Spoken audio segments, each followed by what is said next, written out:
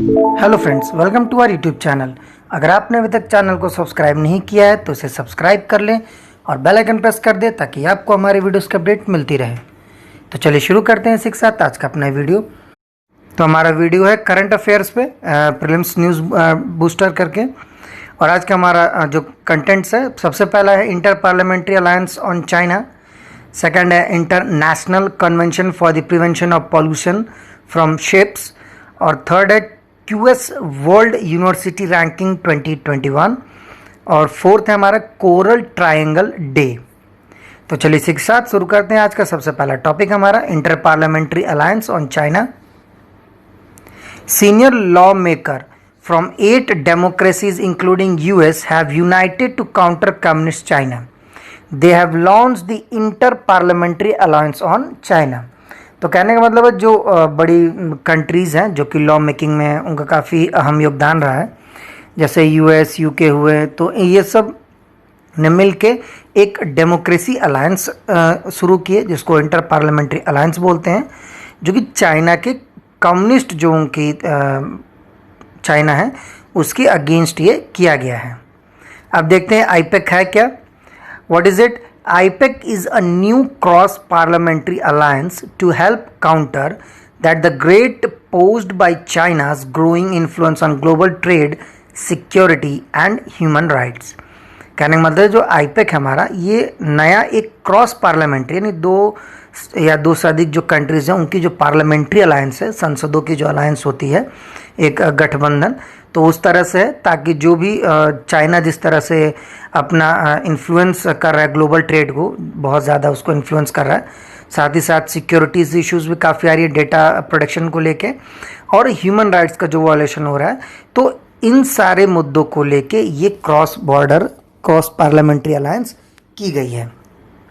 Second है participating countries कौन कौन सी हैं। The participating countries include the US, Germany, UK, Japan, Australia, Canada, Sweden, Norway as well as the member of European parliament. तो ये सारी कंट्रियों के साथ यूरोपियन पार्लियामेंट भी इसका एक पार्टिसिपेटिंग कंट्रीज है। चलिए बढ़ते हैं अगले स्लाइड में। It is an international cross party group of legislators working towards reform on how democratic countries approach China.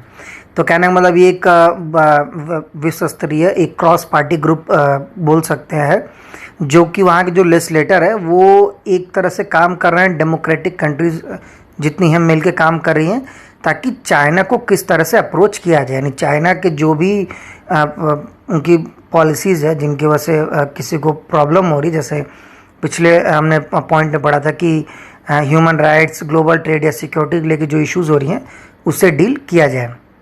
Next है comprised of legislators from 8 democracies. It will be led by a group of co-chair who are senior politicians drawn form a representative across selections on the world major political parties। कहने का मतलब जो इसमें legislator हैं 8 अलग अलग democracies के जो बड़े बड़े लीडर हैं, कहने का मतलब वहाँ के पॉलिटिशियंस, उनको मिला के बनाई गई है, और जो इनके रिप्रेजेंटेटिव है बेसिकली जो अभी जिनका मैंने बताया कि सीनियर पॉलिटिशियंस हैं, तो उनका काम है जो वर्ल्ड्स के मेजर पॉलिटिकल पार्टीज हैं उनके साथ मिलके इसको चलाया जाए। लास्ट है हमारा the group aims to construct appropriate and coordinates responses and to help craft a proactive and strategic approach on issues related to China. कहने का मतलब है जो ये ग्रुप है हमारा आईपेक यानी inter parliamentary alliance on China, तो इसका काम है एक ऐसा अप्रोप्रिएट, एक कोऑर्डिनेटेड रिस्पॉन्स, यानी जितनी भी कंट्रीज हैं एक साथ मिला जुला एक उनका रिस्पॉन्स हो ताकि एक प्रोएक्टिव एक अप्रोच लिया जा सके, एक स्ट्रैटेजिक अप्रोच हो ताकि हम चाइना से उस तरह से डील कर सकें। तो इस टॉपिक में इतना ही था। चलिए बढ़ते हैं अगले टॉपिक की तरफ, international convention for prevention of pollution from ships. देखते हैं इसमें क्या है। तो इसमें सबसे पहला है the ministry of shipping has informed about the steps taken for prevention and control of pollution arising from ships in the sea and in the inland waterways under the MARPOL convention, that is convention for prevention of marine pollution.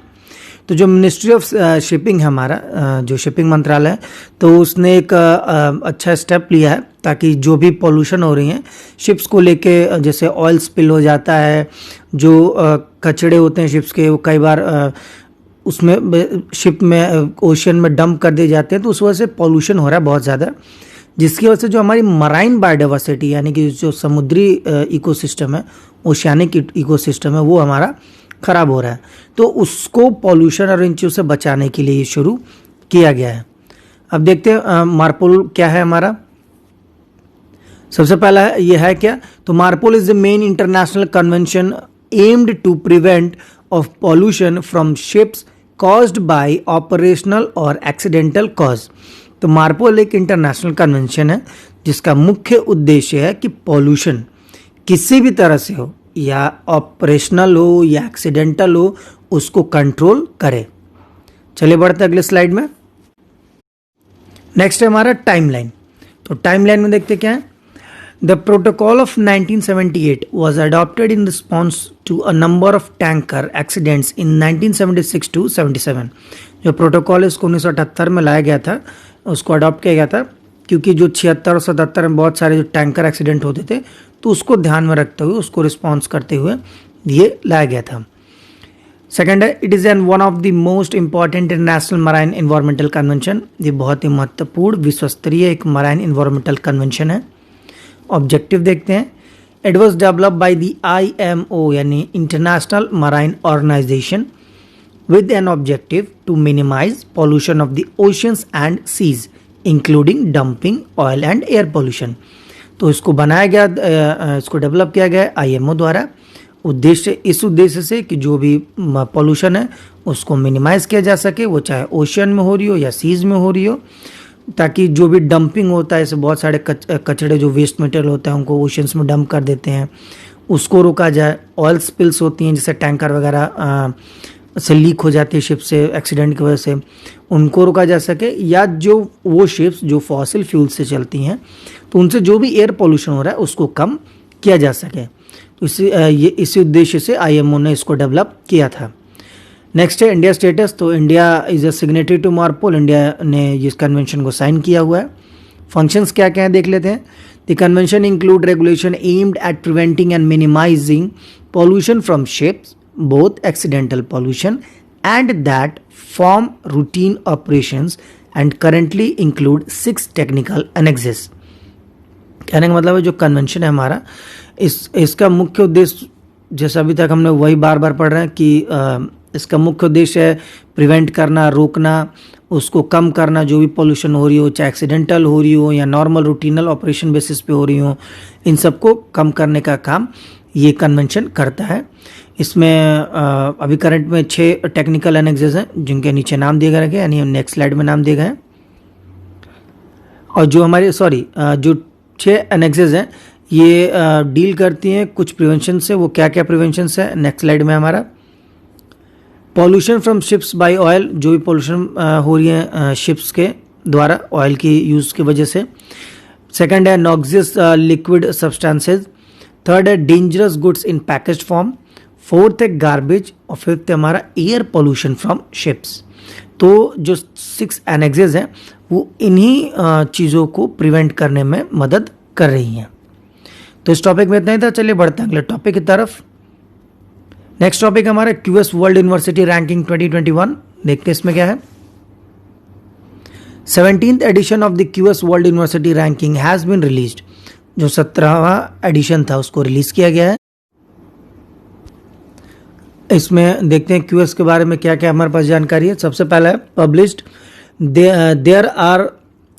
Are published annually by global higher education consultancy Quacquarelli Symonds द्वारा हर साल इसको annually publish किया जाता है। Next है parameters क्या क्या लिए जाते हैं इसको पब्लिश करने के लिए। तो सबसे पहला it is based on 6 indicator, 6 indicators हैं। सबसे पहला है एकेडमिक रेपुटेशन, सेकंड है एम्प्लॉयर रेपुटेशन, थर्ड है साइटेशन पर फैकल्टी और स्टूडेंट रेशियो क्या क्या है, फोर्थ है इंटरनेशनल फैकल्टी रेशियो, फिफ्थ है इंटरनेशनल स्टूडेंट रेशियो। तो ये 6 इंडिकेटर है जिनके बेसिस पे ये रैंकिंग होती है। ये आप लोग बहुत ध्यान से पढ़ लीजिएगा क्योंकि करंट ईयर में आप सबको पता है काफ़ी यूनिवर्सिटीज़ को लेके बवाल चलते रहे, खासकर JNU जामिया को लेके कि किस तरह से उसको रेगुलेट किया जाए, तो ये इंपॉर्टेंट हो जाता है। इसलिए चलिए बढ़ते हैं अगले स्लाइड में। It rates the world top 1000 universities. ये विश्व की 1000 जो बेस्ट यूनिवर्सिटीज़ हैं उनको रैंक करती है। नेक्स्ट है Massachusetts institute of technology is ranked as the world best university followed by the Stanford university and Harvard university. जो मैस्केट है वो सबसे टॉप पे है, उसके बाद स्टैनफोर्ड यूनिवर्सिटी और फिर हमारा हार्वर्ड यूनिवर्सिटी आता है। लास्ट है IIT Bombay is ranked 172 while IISc is 185 and IIT Delhi is at 193rd place. A total of 21 Indian higher education institutions are in the top 1000. लगभग 21 इंडिया की बेस्ट जो education institutions हैं, colleges हैं, वो इन 1000 में शामिल हैं। तो इस टॉपिक में बस इतना ही था। चलिए बढ़ते हैं अगले आखिरी टॉपिक की तरफ। हमारा कोरल ट्रायंगल डे क्या है देखते हैं। The coral triangle day 2020 was observed on June 9। जो कोरल ट्रायंगल डे हमारा वो जून 9 को हर साल ऑब्जर्व किया जाता है। यह है क्या?